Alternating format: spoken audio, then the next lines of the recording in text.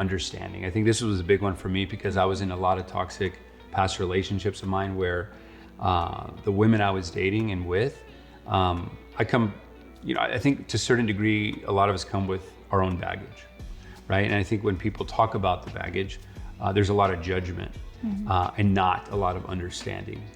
I think, we all had certain products of our own environment. We're products of our own environment, the way that we grew up. And I think when the other person, like when I shed a lot of things that I've done that I may be guiltful of, shameful of, or just happened to me, Rachel was in a place where I was going through some growth with that, healing those wounds as they started to come up in the relationship. And she was able to create a safe space and just really love and care for me a whole lot more during that rebuild, during that evolving. That's what's gonna happen throughout your entire life. And we value knowing that's gonna happen, and how do we respond when that happens? Yeah, I think the value of understanding, right?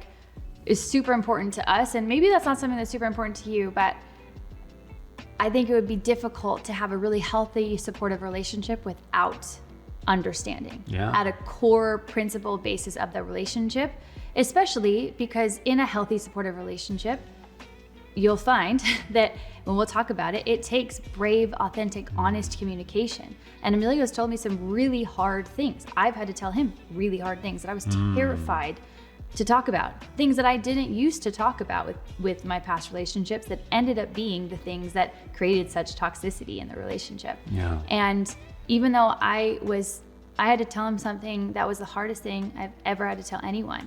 I mean, I was shaking, I was crying, I felt like I was gonna vomit because I really felt like if I told him this thing that he wouldn't love me anymore. And when I finally was able to tell him, he was, because of the work that he's done and because he's able to build that skill or that muscle, that emotional muscle of understanding, he looked at me and said, I love you even more now.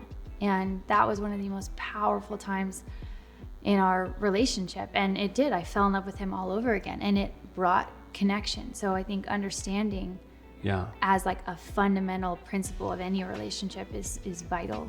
And a couple of things that I want to share with that. I think it's key for men to be a rock when there's chaos around or when there's a lot of stress around, or the women can feel so many things, the feminine energy, and to just be still and to listen. Sometimes we want to fix things all the time, and we don't necessarily need to do that.